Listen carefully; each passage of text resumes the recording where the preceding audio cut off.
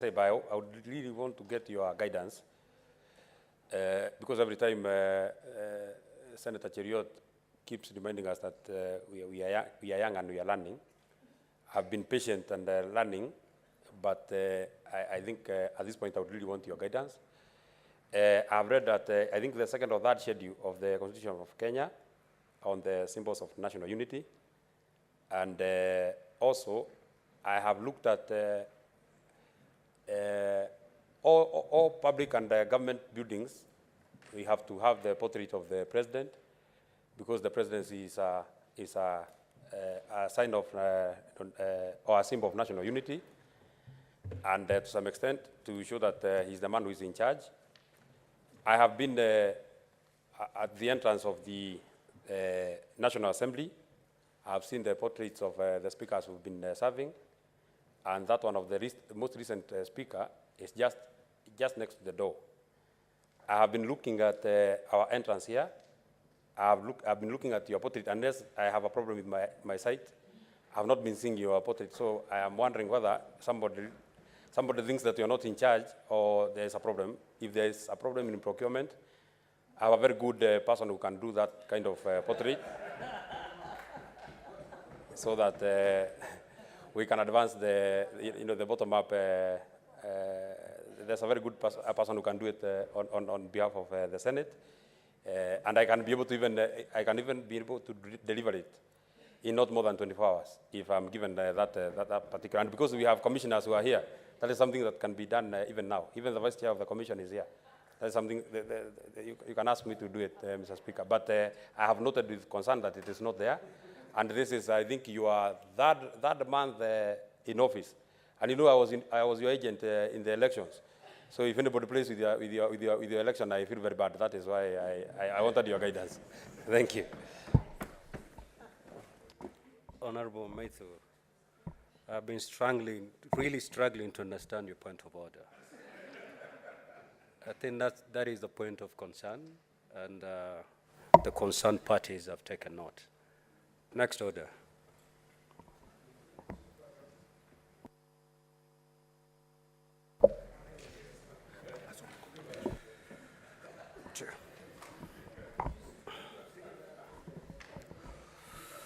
Honorable Senators, as you have observed, the Senate Majority Leader has laid on the table of the Senate the report of the Auditor General on the Citizens' Accountability Audit on Public Participation in the County Budget-Making Process for financial year 2021-2022.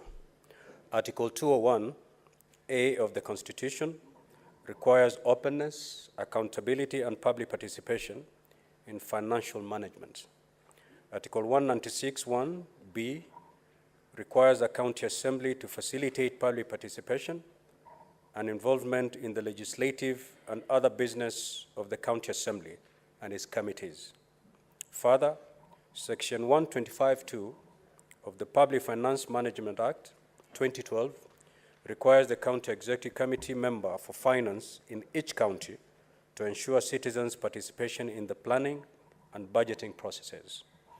Citizens' accountability audit is a proactive approach in auditing where citizens play a key role in public resources management. Citizens' participation in Kenya's governance process is integral in all public decision-making processes. Citizens' participation in the budget process is anchored in Article 1 of the Constitution, which vests all sovereign power to... Honorable Joyce, you're out of order. Yes, take your seat. Even if the chair gets you standing, you should take the next available space. It could be a bench, it could be the floor, you need to be seated.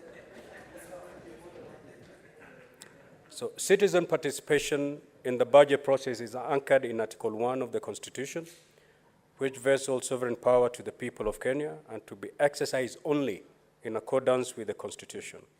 Such power may be exercised either directly or indirectly through their democratically elected representatives. Citizens' accountability audit on the county budget making process assess the level of compliance with the relevant legal requirements and determine the effectiveness of the public participation in promoting good governance.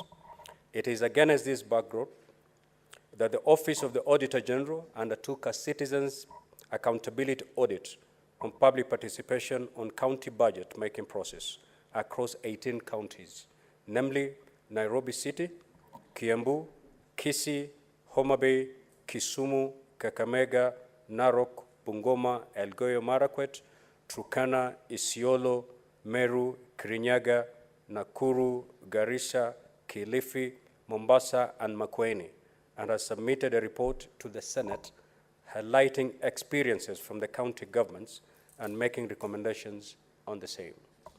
Honorable Senators, in my considered opinion, this report is not an ordinary report on financial statements and operations of county governments.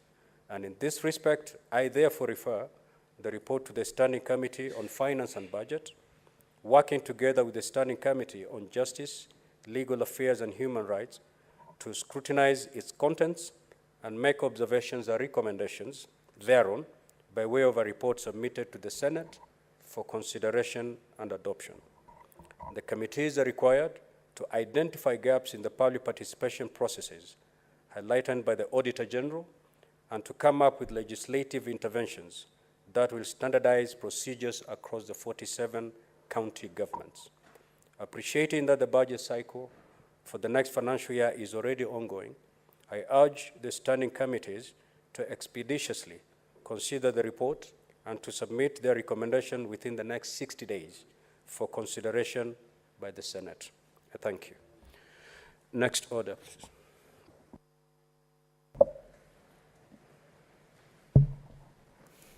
Order number 6, notices of motion. Order number 7, statements.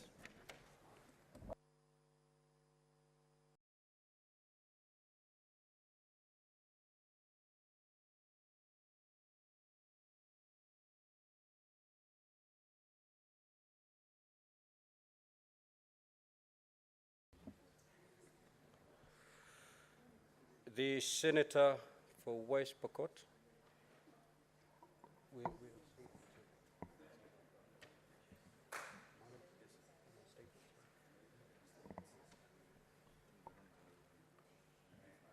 Okay. The Honorable Senator for West Pokot, Senator Julius Murgo.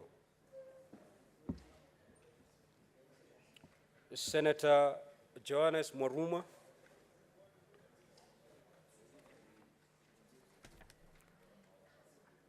Senator Kathuri Murungi.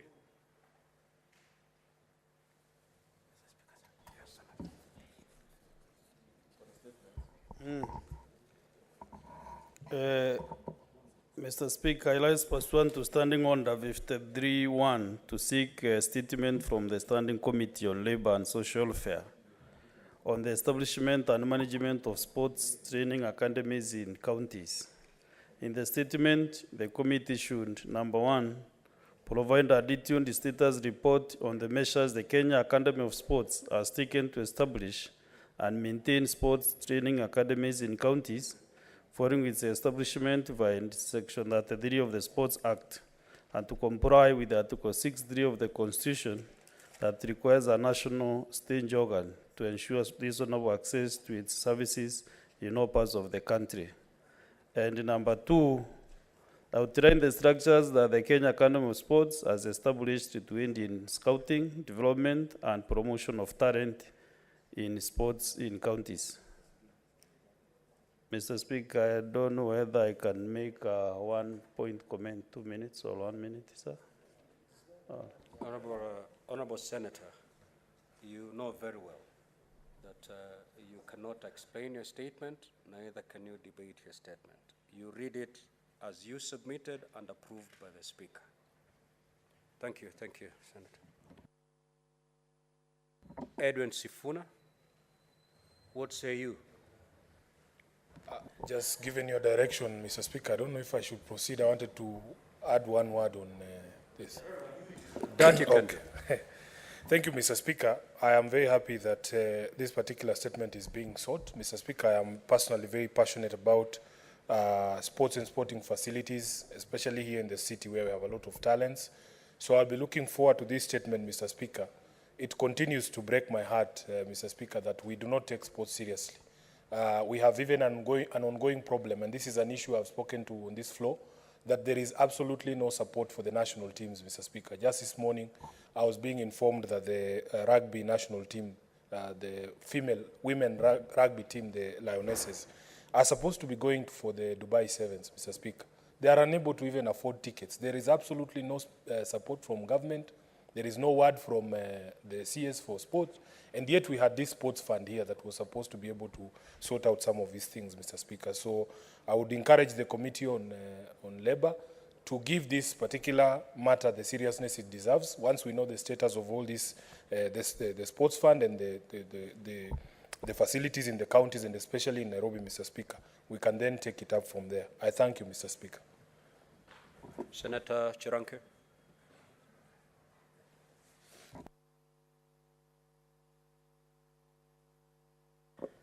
Mr. Speaker, thank you for this opportunity. One quick comment is I want to thank Senator Katuri Murungi for this statement. Mr. Speaker, where I come from, 99% in Nandi County, we are called the source of champions, depend on sports. Mr. Speaker, if you kill sports, you kill our youth in my county. We had what we call sports fund. At some point, it was diverted during the last regime to fund. And then we were being told to fund Petroleum Development Levy Fund as a subsidy, Mr. Speaker. I think it is the right time. I saw the CS Ababu Namwamba meeting with various federations. Mr. Speaker, the problem is with federations. Federations must do elections, Mr. Speaker. There are federations that have taken 10 years to do elections. And therefore, it means there is nothing innovative that they are bringing on the table, Mr. Speaker. Even, Mr. Speaker, as the World Cup is ongoing in Qatar, we are just remaining as spectators, Mr. Speaker, because the problem starts with management and governance of sports in this country, Mr. Speaker. And from the look of things, if we don't work hard, the only time that the Kenyan football will appear in an international stage might be when during the second coming of Jesus Christ, Mr. Speaker. So we must agree, Mr. Speaker, that if we have to get a better future, we must invest in talent, innovation, in investment, in protection, Mr. Speaker.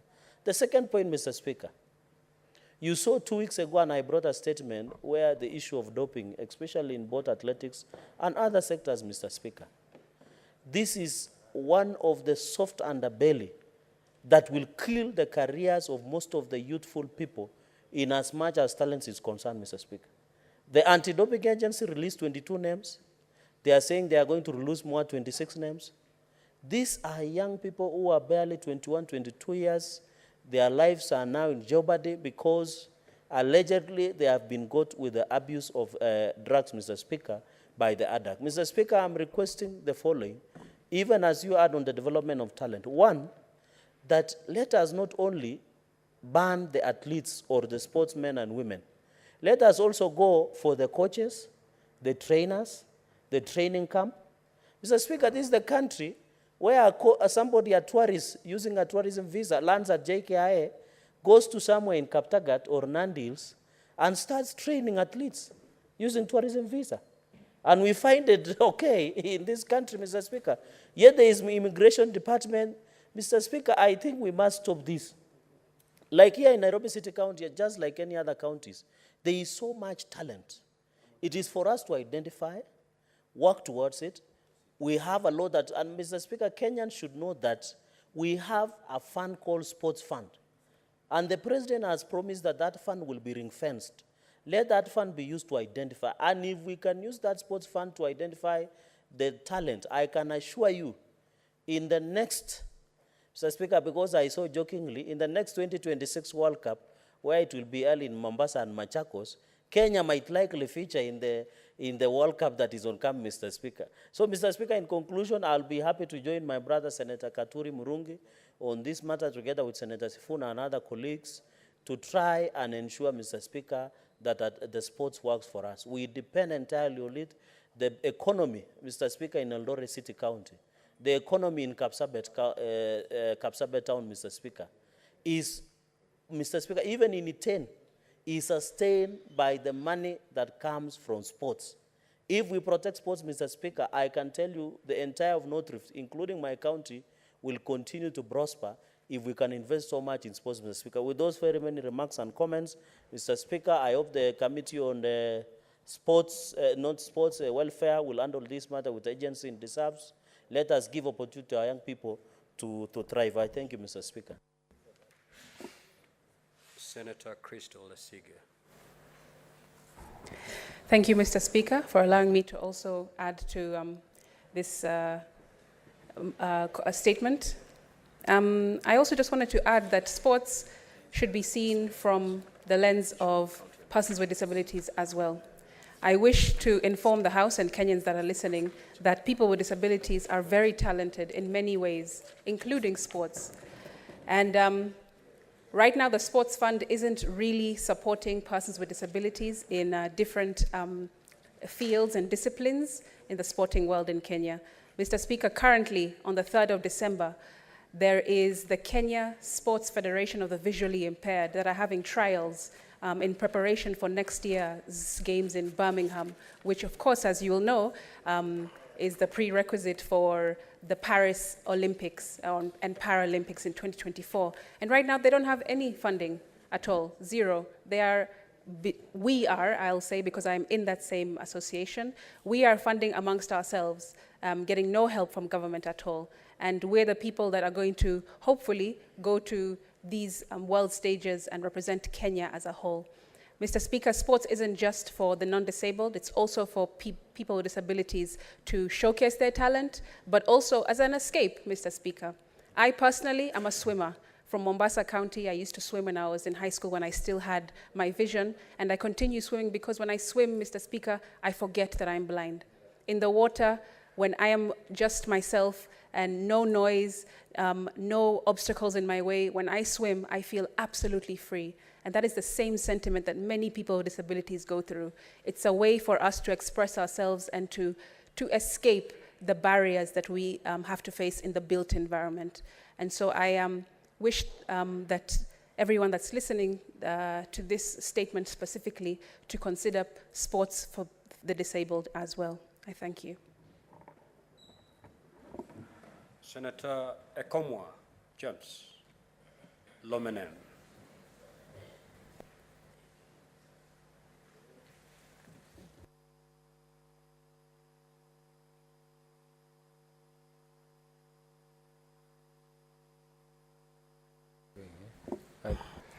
Thank you, Mr. Speaker. I just wanted to support the statement by the Deputy Speaker. Fine, Mr. Speaker, is just to inform the committee which is concerned in sports that in the county that I come from, there are people with very excellent talents called warriors, and we have made them to go to the church and reform themselves from killing people, raiding livestock, and killing women in the highway. So instead of running fast with the cattle and the camels, we have decided to urge the government, especially the Minister of Sports, these people to be included in athletics. They will be very fast, running with 100 meters. And we will have gold, many golds in this nation, instead of them running with livestock.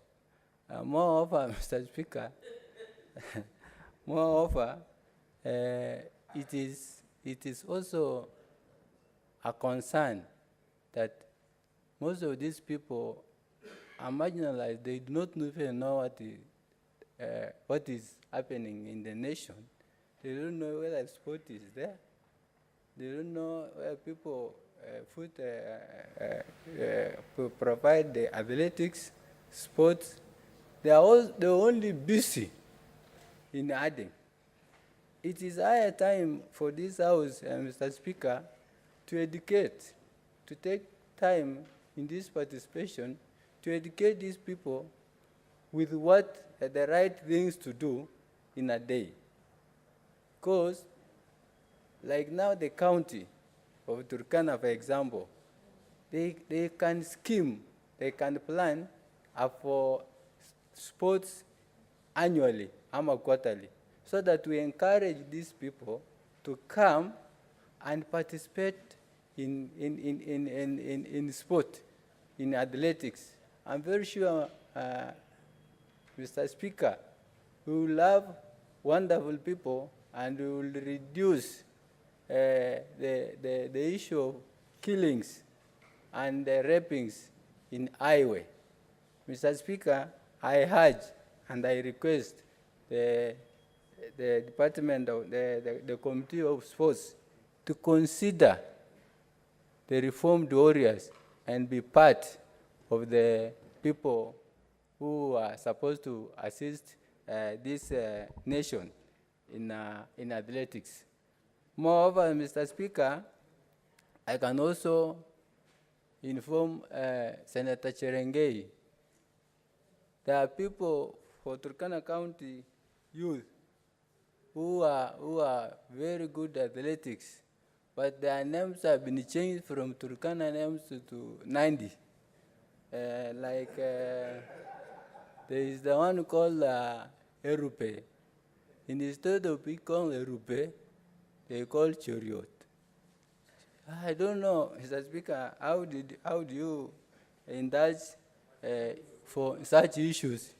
It is not a point of order, but it is a point of information to know that these talents that we are tapping, we must have specific talents in a specific area. Yes, so that we don't commit a fallacy of generalization. Anybody who knows running in Kenya are being said that they come from Nandi, they come from Elgeyo. No, not everybody who knows running comes from Elgeyo. They should also come from Garissa, Nyandarua. So, Mr. Speaker, that is a point of information. Senator Boni. Thank you, Mr. Speaker. Mr. Speaker, the issue of sports, just to echo what the Senator from Nairobi said, is something which is a major industry, an industry that offers very high-paying jobs all over the world. I request the committee to take a holistic approach to this problem. For example, you need to speak to the Ministry of Education and see how the education system is going to be tweaked so that children have time for sports. At the moment, children have only time for studying and preparing for exams. Mr. Speaker, if this is addressed, then the centers that were serving as football academies in this country will be revived.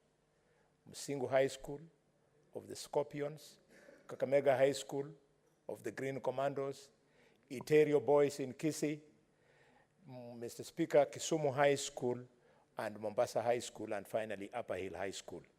We need to address this. We are missing out in the process of wanting to train for the usual professionals. We are losing out on professionals in sports, Mr. Speaker. Mr. Speaker, it is important that we alert Senator Cherengei that human trafficking is punishable under our penal code. So if it is true that we have trafficked young people from Turkana to Nandi, and you're calling them Senator, Mr. Speaker, sir, I'm sorry to address him. I started feeling that I was addressing a criminal. He's not a criminal, and he could easily hit me from the back. That's why I was looking at him. So, Mr. Speaker, Mr. Speaker, it's important that we free our children. Talent is gotten from the youth. Talent is gotten from the youth. We constructed a makeshift stadium in Marinya, and thanks to that stadium, children are emerging from that little stadium to join football clubs here in Nairobi. It shows what can happen if we put facilities in our regions so that our children can get access to these high-paying jobs, Mr. Speaker. That statement is referred to the relevant committee for consideration. The Honorable Senator Crystal Asige.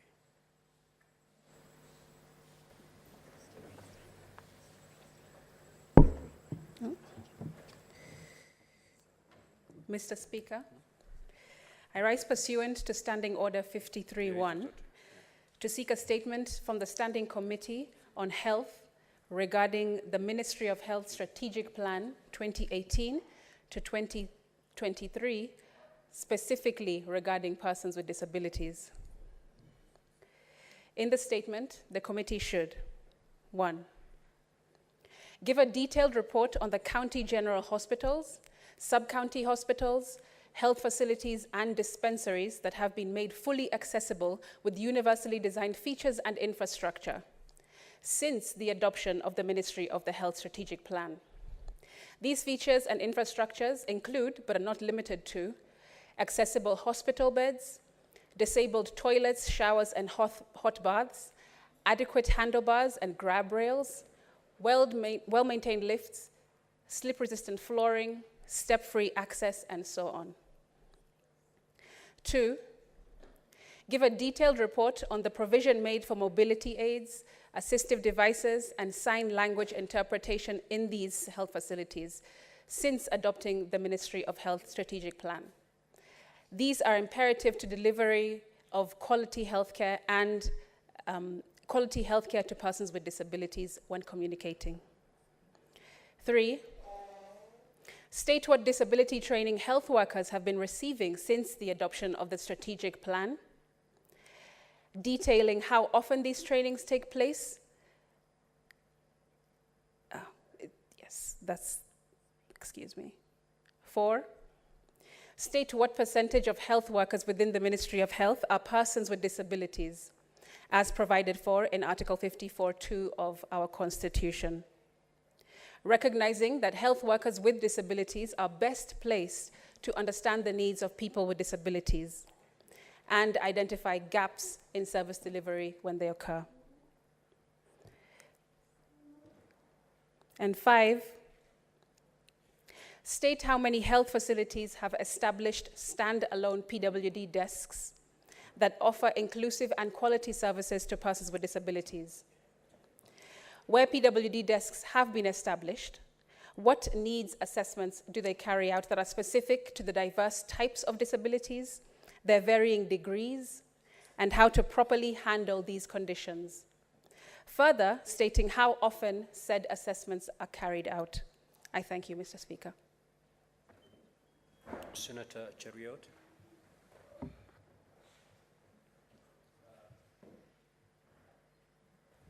Thank you, Mr. Speaker. I have a comment on this statement by Senator Crystal.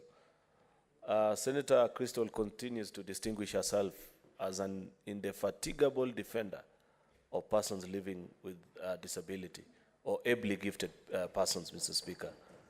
And we must continue to commend her, support her as her colleagues, and join her as partners to see persons gifted differently, Mr. Speaker, enjoy their rights as enshrined in Article 54(2) of our Constitution. The Constitution expects of us, Mr. Speaker, to enact legislation and to pursue continuously until such a time as when those persons will be at least 5% of all elective and appointive bodies in the country, Mr. Speaker. Because, and I don't have the statistics right, I may need to check later, Mr. Speaker, I believe that the population of persons living with disability as a percentage of the entire population is actually higher than that 5%, Mr. Speaker. And it's good, I think Senator Matinga says it's 11%. Therefore, even 5% is just to demand half of what is their rightful share, Mr. Speaker. The statement that she has brought this afternoon is something that I will follow with keen interest when the Committee on Health returns a report before this House, Mr. Speaker, because it will be important to know. You know, hospital and the health care facilities are facilities that are used by all of us. And we must continue to push and demand from the executive and from our county governments, from institutions such as Parliament and all public institutions, that they continue to be PWD compliant in their trainings, in the facilities that are available, and wholesomely as an institution, Mr. Speaker.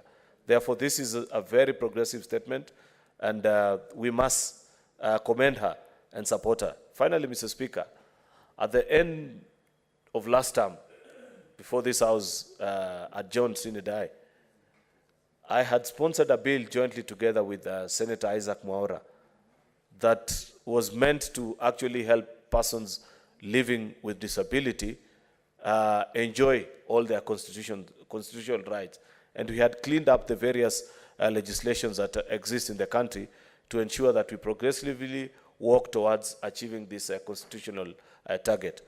Unfortunately, with the lapse of that House of Parliament, that bill also lapsed. I want to encourage Senator Crystal to perhaps maybe get a copy of that particular bill, jointly with other legislations perhaps that you might already be working on, and many of us, myself included, will be glad to complete that journey so that in the next few months we are able to secure some of these rights by way of legislation. Thank you, Mr. Speaker. The Honorable Senator Osotsi. Mr. Speaker, if you can allow me maybe to say something on the statement by the Deputy Speaker regarding sports academies. Honorable Osotsi, you may kindly yield and take a seat, please. The Honorable Matinga. Thank you very much, Mr. Speaker, sir. I like also to support the statement by Senator. And I would want to say that, Mr. Speaker, sir, we should not only stop short of ensuring that the health facilities are accommodative of the people who are living with disability.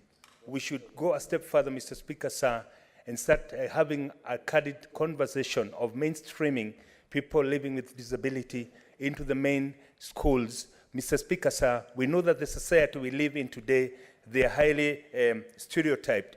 And this has been caused by the fact that we have treated people who are who have been otherwise living with a disability with a kind of an attitude that is born from the fact that we do not know how to treat them right from the word go. Therefore, Mr. Speaker, so it would be important if we go ahead and mainstream people living with disability in the main schools so that our kids will learn how to deal with them, will learn how to handle them, and they do not need to feel like other people, like they're different from others when these people get to know how to live with them. I therefore support the statement, and I think, as has been said by the majority leader, it is a work that we as a nation must work to ensure that even people who are living with disabilities feel like part and parcel of this nation as enshrined in our Constitution. Thank you, Mr. Speaker, sir. Honorable Senator Mazayo.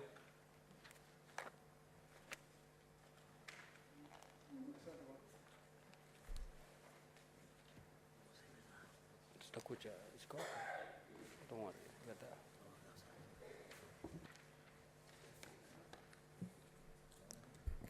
Asante Bwana Spika. Bwana Spika, kwanza nataka kupatia kongole dada yetu Kristo kwa taarifa hii ya walemavu. Bwana Spika, walemavu wako katika aina mbalimbali. Spika, utaona ya kwamba kuna walemavu wa macho hawawezi kuona kama dada yetu, na kuna wale walemavu ambao hawawezi kutembea, kuna walemavu ambao hawawezi kusikia, na hali kadhalika walemavu wa aina mbalimbali. Bwana Spika, ni muhimu sana kuona ya kwamba katika mahospitali yetu tumeweza kuweka mikakati ya kutosha kuona ya kwamba kama zile njia ambazo zinapitiwa na walemavu. Bwana Spika, nimewahi kuwa katika hospitali yetu ya Kilifi. Sijaona kama kumepangwa mikakati mizuri ndani ya hospitali kuona ya kwamba walemavu wanaweza kupita katika zile njia kwa hali ya kwamba hawawezi kupata tabu. Katika ile, kama unaenda katika upande wa ngazi, kuna sehemu fulani kuna walemavu wengine wanakuja wakiwa na magari ya kutembeza na mkono. Tunaona mara nyingi kama kuna ngazi za kupanda, yule mlemavu anakuwa na shida na ni lazima apate matibabu. Anaenda kumuona daktari akiwa amebebwa na watu, hali alikuwa amekuja na gari, na ile gari yake inachukuliwa inapandishwa kwa ngazi, alafu ndio anapelekwa kwa daktari. Bwana Spika, ni jambo la muhimu kuona kwamba tutaweza kuweka mkazo na kuona kwamba kamati ambayo itashughulika na hii izingatie kwa wale watu ambao ni walemavu, hususan hata pia tukiona ya kwamba kuna wale watu ambao wanatafsiri, wako wanaoweza kutafsiri kwa njia ya kuongea na mikono. Kuna wale wanaweza kutafsiri kwa kuongea, na hao pia wapewe nafasi. Utaona katika michezo pia waweze kushughulishwa katika stadium zile ambazo tuko nazo, ziweze kutengezwa kwa njia ya hali ya kwamba inaweza pia ikaona ikaangalia ikaweka macho yake kwa kamilifu kwa vile wale watu walemavu wanaweza kutumia nafasi hizo. Asante Bwana Spika. We'll move to the next statement. Honorable Senator Kalwale. Yes. Zile za Maruma peke yake.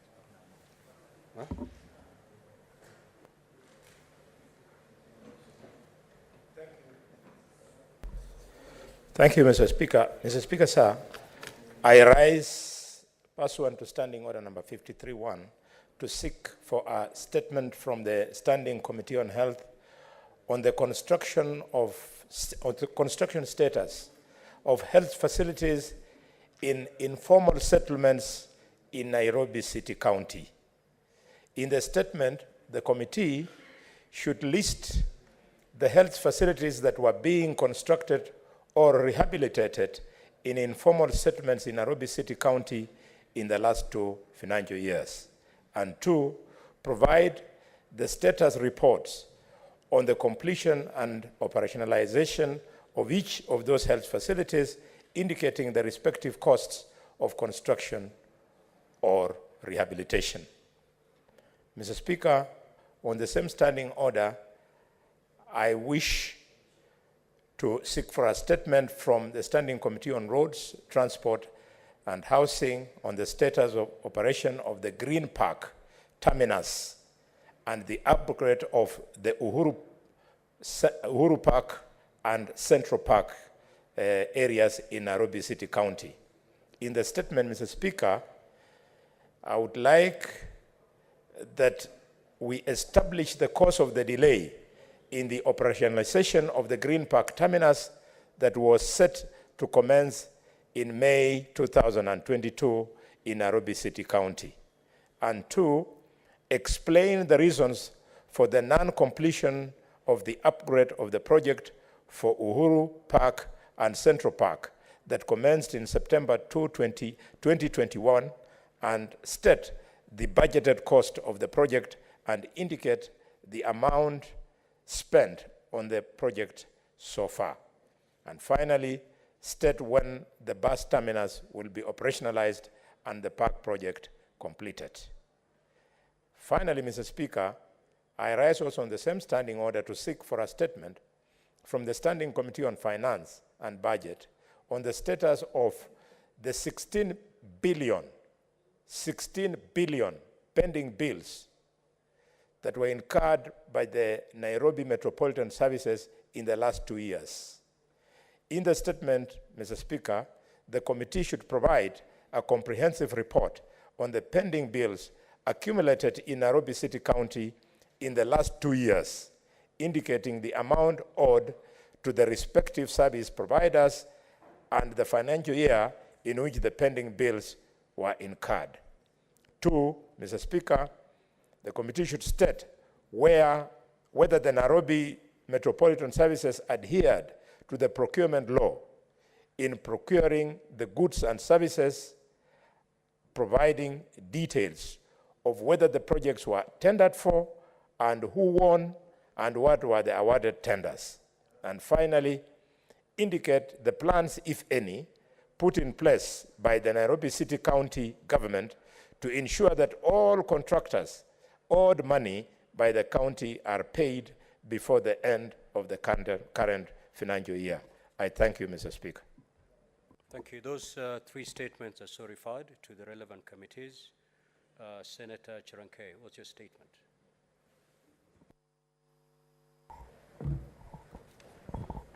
Mr. Speaker, I wanted to comment on the last statement. What is your statement, Senator? Oh, okay. Make your request thank you. for statement. Okay. Request for statement, Mr. Speaker,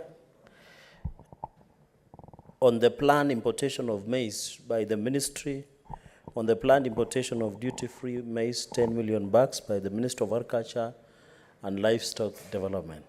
Mr. Speaker, sir, I raise pursuant to Standing Order 53-1 to seek a statement from the Standing Committee on Agriculture, Livestock and Fisheries on the planned importation of 10 million bags of duty-free maize by the Ministry of Agriculture, Livestock and Development, and also Ministry of Trade.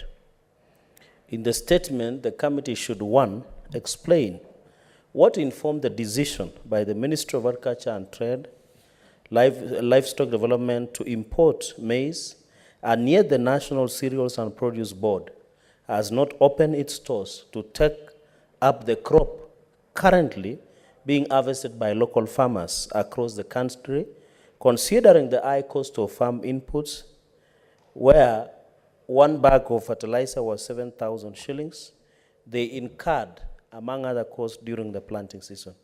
Mr. Speaker, sir, number 2, appraise the Senate on the status of the government subsidized fertilizer in terms of uptake by farmers so far and the amount of fertilizer currently available in stores countrywide, and indicate the steps the government is taking to enhance uptake and ensure local farmers produce sufficient maize and obviate the need for importation of maize outside the country. And Mr. Speaker, finally, recommend that the Cabinet Secretary for Trade, Investment and Industry does not gazette the notice allowing duty-free maize importation from outside the country until the entire crop being harvested currently is purchased by National Cereals and Produce Board, local millers, and National Strategic Grain Reserve. Mr. Speaker, thank you very much for that indulgence. The Honorable Senator Kamar. Thank you, Mr. Speaker, for giving me an opportunity to thank the Senator of Nandi, Senator Gerard Gay, for a statement on the maize importation. Mr. Speaker, it is sad that we are back to the same cycle that we were in 3 years ago when I and the current Speaker of the National Assembly had to investigate the very same thing of importation of maize when maize was being harvested. Mr. Speaker, luckily, God has saved us the productivity in the grain growing zone this time again, and there's pamba harvest in Trans Nzoia, there's pamba harvest in Bungoma, there's pamba harvest in Nandi, there's pamba harvest in Uasin Gishu, and Elgeyo Marakwet, the islands of Elgeyo Marakwet. So you ask yourself the big question. The harvesting is going on right now. In fact, we find a lot of lorries now ferrying maize from Uasin to other places. So you ask yourself, what really informed the decision to import maize now? Because, yes, the maize may not be enough because most parts of the country were dry.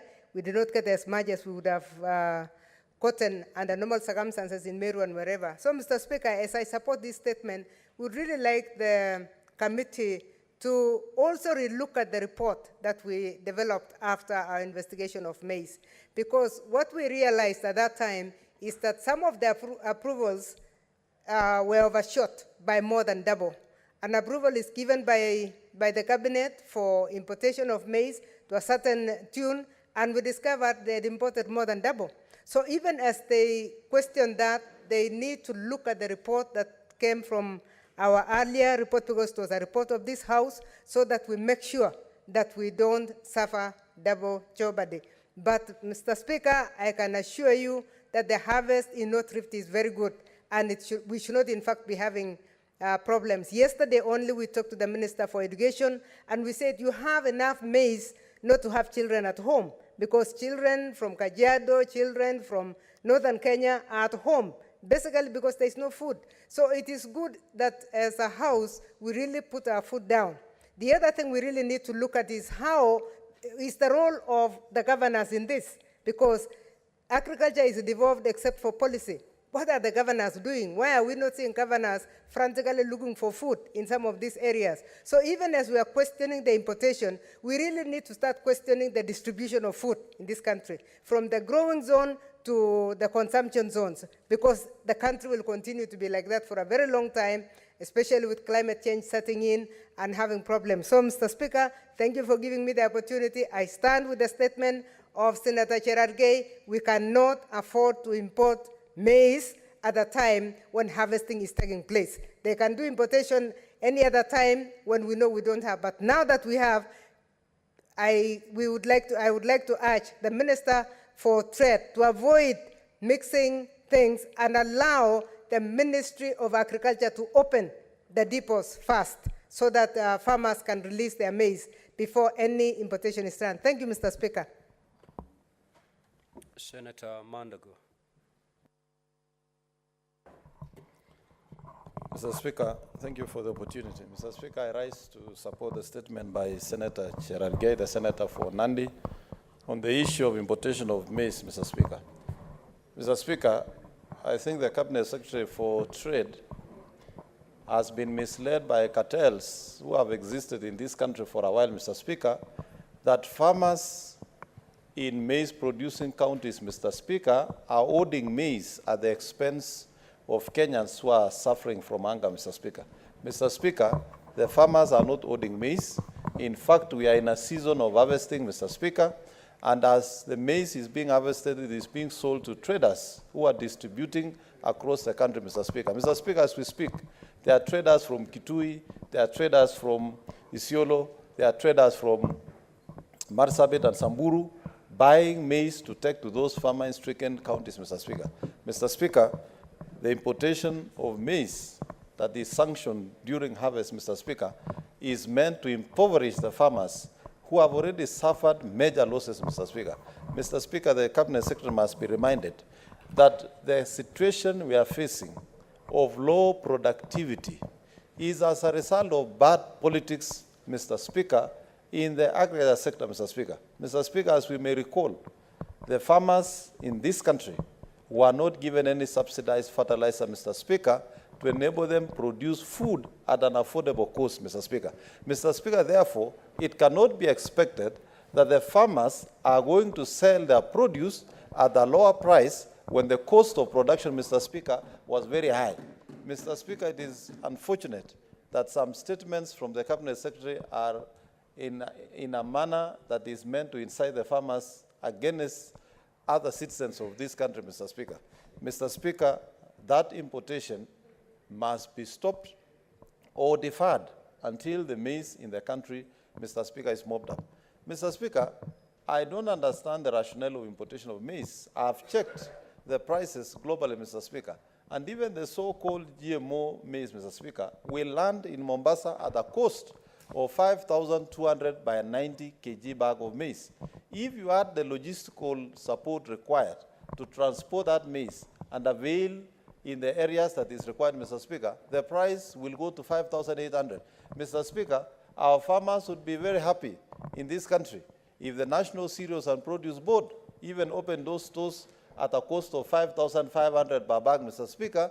I can tell you farmers will be ready to deliver their maize. In any case, the farm price, the farm gate price we are selling our maize now, Mr. Speaker, is between 4,800 to 5,300, Mr. Speaker. And Mr. Speaker, there is need to support farmers in this country. Worldwide, Mr. Speaker, farmers are given subsidies to produce because farming in itself cannot be profitable and affordable, and the cost of food cannot be affordable without giving subsidies to the farmers. Mr. Speaker, I would also like the committee to find out what happened with the strategic food reserves that we used to have in this country.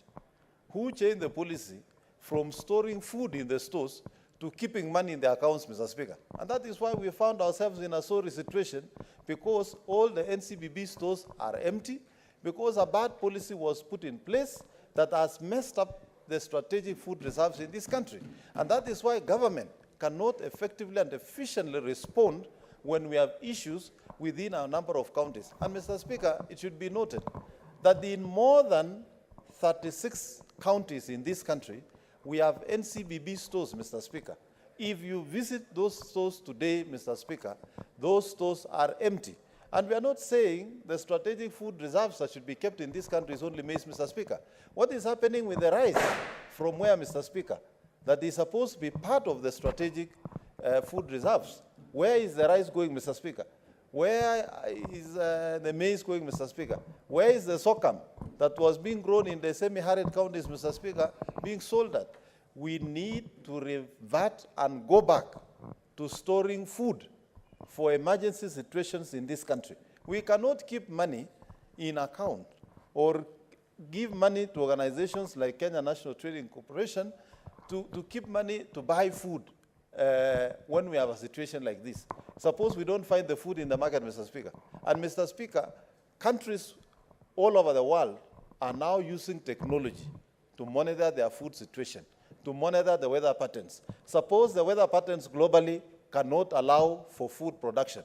The countries we are expecting to import the food from, Mr. Speaker, can also keep the food for their own citizens, Mr. Speaker. And therefore, it is in the interest of this country that we keep our own strategic food reserves in the stores that have been built and were purposely meant for that, Mr. Speaker.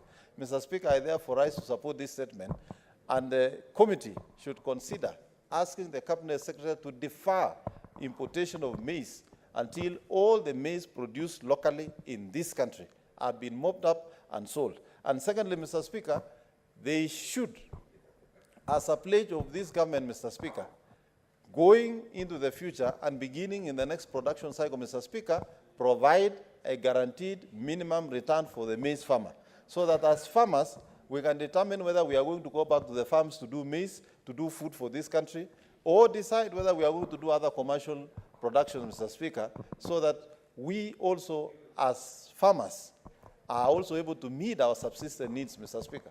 Mr. Speaker, food production or maize production should not be taken as a hobby, Mr. Speaker. We do maize production as a business. That is where we get our school fees. That is where we get our money to go to hospitals. And we therefore don't want to be impoverished by business people who want to take advantage of a bad situation in the country, Mr. Speaker. Mr. Speaker, I rise to support this statement. Thank you. Senator Mazaya. Asante Bwana Spika. Bwana Spika, nataka kumpa kongole ndugu yangu Cherargei, seneta mchapakazi wa Nandi. Bwana Spika, kama ingekuwa hii nchi haina mahindi, sijui watu wangeishi namna gani. Kwa sababu ukiangalia 90% ya Wakenya wanategemea mahindi. Katika Kenya utaona ya kwamba, Bwana Spika, hakuna nyumba yoyote ambayo hawatumii mahindi. Kwa Kwa hiyo ni jambo la kusikitisha sana kuona kwamba katika hii nchi ambao sisi tunasema ukulima ndio uti wa mgongo, yako maeneo fulani ambayo yanaweka chakula mpaka tunaita kama food basket, yani mfuko wa chakula cha watu wa Kenya. Ukienda katika bonde la Ufa kule kuna wakulima wa mashamba makubwa makubwa. Hata ukija pengine maeneo ya pwani kuna wakulima fulani katika sehemu fulani ambao wao pia wanaweza wanafanya mambo ya ukulima wa mahindi, na hilo ndio tegemeo la Mkenya. Hivi leo ikiwa tunaweza kuambiwa ama tunaweza kuona hata kwa taarifa ya magazeti ya kwamba kuna magunia milioni 10 ya mahindi ambayo yanangoja kushushwa ili Wakenya waweze kutumia hayo mahindi hayo, tunauliza kitu kimoja: hawa wakulima wetu ambao tunasema ukulima ni uti wa mgongo, hawa wakulima wetu, je, sisi kama Wakenya tumewaweka wapi? Hilo ndio swali muhimu sana la kujiuliza, kwa sababu tunaweza kuleta mahindi iaje hapa na tutakuwa tumeua nguvu za mkulima ambaye analima mahindi. Kwa hiyo Bwana Spika, naona taarifa hii ambayo imeletwa na Cherargei hapa ndani imekuwa ni taarifa ya muhimu sana, na ni jambo la kusisitiza kwamba kamati kama hii itakayokuwa imepewa nafasi ya kuchunguza jambo kama hili, kamati ya ukulima, iweze kuita waziri, iweze kuita wale watu ambao waliweza kuimport, manake hii imefanywa na watu mabiashara, kama walipewa contract na nani, kama ilikuwa namna gani mpaka wakaleta hizo milioni 10 za hayo magunia ya mahindi, ili waje hapa tuwaulize maswali kama kulikuwa kuna ukosefu, kama kulikuwa kuna hii tenda ilitangazwa ama haikutangazwa, iko namna gani ama ilikuwa vipi, ili tuweze kujua na Wakenya wote waweze kujua. Asante Bwana Speaker. Honorable Senators, you will notice that the statement hour is long spent, and therefore for those statements that we have not managed to call them out, they stand deferred to tomorrow. Next order, Clerk. Order number 8, motion, state of food security in Kenya. Honorable Senators, we shall resume debate that was interrupted yesterday, Tuesday. And before debate was interrupted, the Honorable Senator Ledama was making his contribution. I'm not seeing the senator here. I guess he's in Juba. And therefore, any senator wishing to contribute, kindly you may key in so that we proceed with debate. Honorable Osotsi Geoffrey.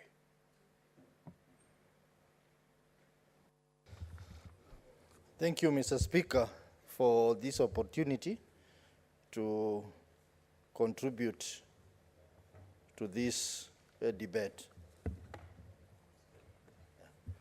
This debate on food security by my good friend Senator Mofaya, the Senator of the Rakanithi. Mr. Speaker, Honorable Cherargei has just brought a statement here regarding the issue of importation of food. And as you are aware, importation of food is caused by scarcity of the product that we have in this country. So I think this motion is very timely, and the recommendations are also very timely in terms of having a well-coordinated strategic grain reserve across the country. I think this aspect of having a strategic grain reserve, it is a matter that the government must give a lot of focus and emphasis, because it appears that policies around that and even plans around having a strategic grain reserve have, over the years, appeared to be not adhered to.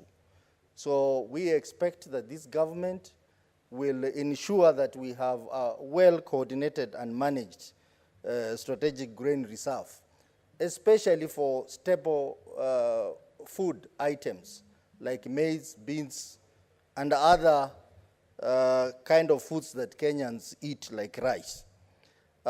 He has also proposed that we need to develop livestock feeding programs in arid and semi-arid areas.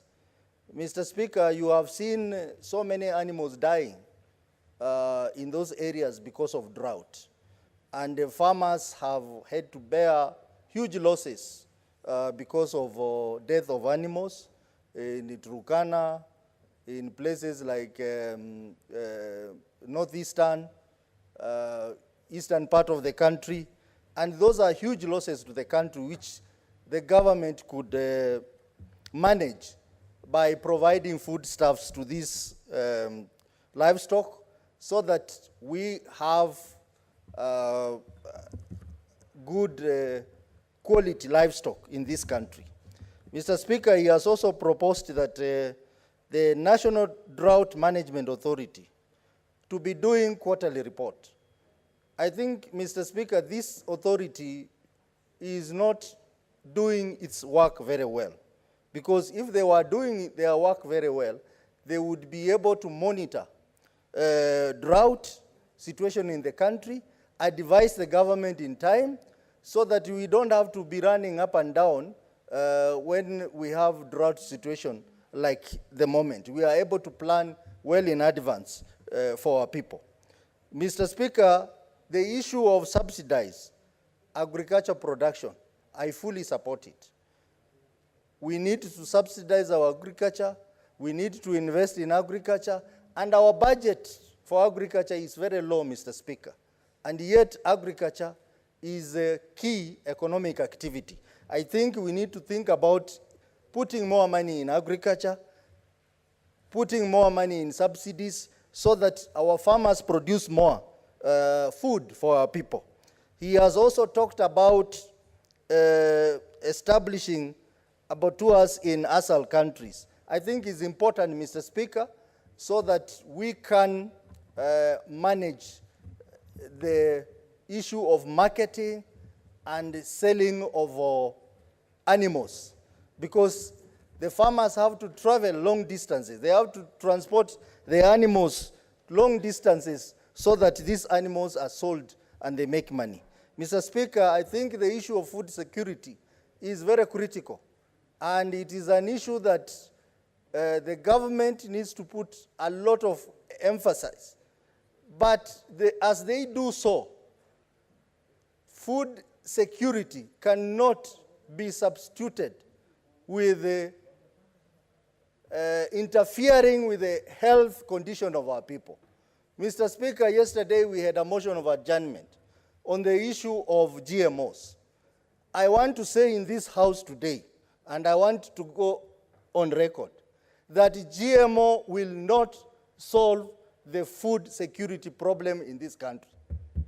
It will even worsen the food security in this country. It has happened so in other African countries. We should ask ourselves why Europe has banned the use of GMOs. Why are we going for GMOs? Even Americans themselves, who are leading producers of GMO, they don't feed on GMOs. GMOs is meant for animals. We are not animals as Kenyans to bring GMOs to us to feed on. We need the government to invest in our traditional crops and be able to provide food in this country. We need investment in water supply, dams, as one of the infrastructures to support food security. So, Mr. Speaker, this motion is very timely, and I want to ask members to support this motion, because if we have the right policies in place, then we will move ahead as a country in terms of providing food for our people. Mr. Speaker, I have complained in the past about motions in this House. And I said that it is a high time we look at the way we structure our motion in this House. Because we don't want motions to be an opportunity to talk, just to talk and nothing happens. We need a motion that will give resolutions which will be acted on by the government. For example, if you look at this motion, it's a very nice motion. But then it says, Senate urges the Ministry of Agriculture. We will want to say that Senate resolves so that we make resolutions that are going to be acted on by the government agencies, not resolutions which will go there, accumulate dust, and nothing happens. We cannot legislate in vain, Mr. Speaker. We want to debate motions that the government will take seriously and act on them.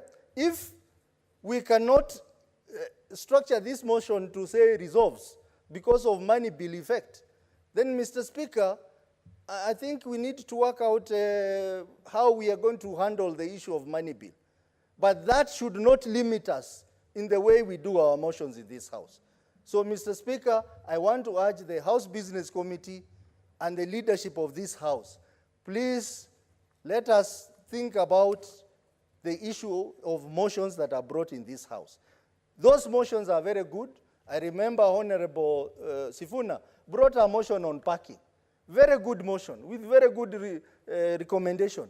But because it is talking about urging the government to do, then nothing much will happen. Mr. Speaker, for those few remarks, I support and I encourage members to also support this motion. And please, Honorable Cherargei, you have stood for your people in North Rift by fighting this importation of maize, by fighting GMO. But the problem is, yesterday, when we were discussing GMO, you left the chamber. You ran away. Please continue standing for your people, and your people in Nandi love what you are doing, and the Kenyans love what you are doing, and don't be intimidated. Don't be intimidated. Fight for your people. I come from a maize-growing area. I will not support GMO, because GMO is going to kill our people. GMO is meant for animals. GMO has been tested to kill rats. So the government of Honorable President William Ruto, please spare us this GMO. And us in the opposition, we will not tire to say the truth about GMO. GMO is poison to our people. GMO is going to affect food security in this country. And as leaders, regardless of your political position, whether you are in Kenya Kwanza or you are in Azimio, please do what is right for your people of Kenya. And I congratulate my neighbor Cherargei for standing firm against this unfair decision by GMO. And Mr. Speaker, we cannot have a minister who is talking very recklessly like Moses Kuria, that he's saying that GMO is one of the things that kills people. That alone, if you are in a serious democratic country, that alone will have sent you home. So, Mr. Speaker, for those few remarks, I support, and I call upon members to support this motion. Senator Cherargei.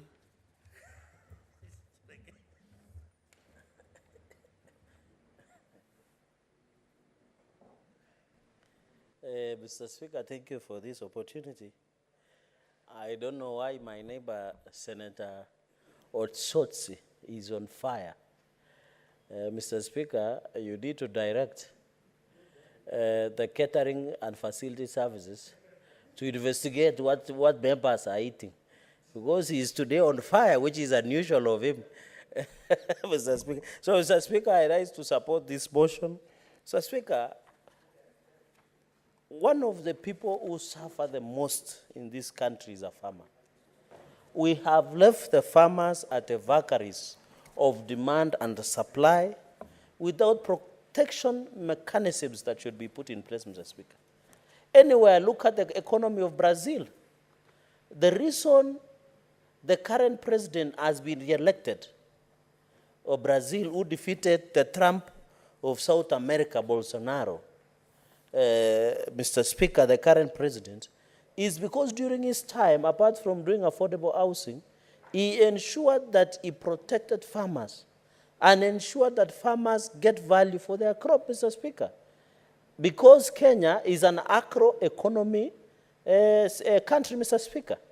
Therefore, Lula da Silva, who paid a visit to this country a few years ago during Kibaki administration, has been re-elected simply because of standing with farmers, the issue of affordable housing, Mr. Speaker, and therefore we learned a lot. You travel, Mr. Speaker, I indicated earlier, to many of these countries.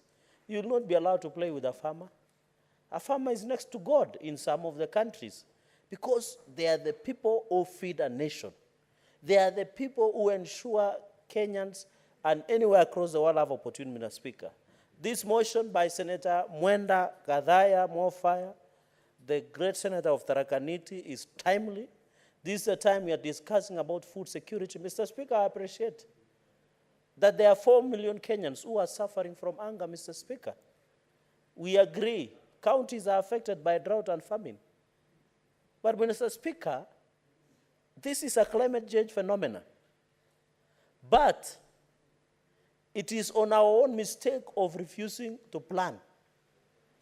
When agriculture was devolved, Mr. Speaker, during the last, and we insisted like 2-3 years ago, that, Mr. Speaker, there were 11 billion that was with the National Strategic Grain Reserve. That money, Mr. Speaker, no one knows where it is. What happened with the previous CS of Agriculture? What did he do with the National Strategic Grain Reserve? Why was the National Grain Strategic Reserve, Mr. Speaker, destroyed or made non-functional is a story for another day. Mr. Speaker, I've had a misnomer and miscommunication from even leaders on the floor of the House that are alleging that farmers in North Rift or maize-growing areas are holding maize. Mr. Speaker, for your information, we are not holding maize. It is because of propaganda that they want to destroy the integrity of farmers, Mr. Speaker. And as a leader who represents farmers in this House, Mr. Speaker, we shall not allow people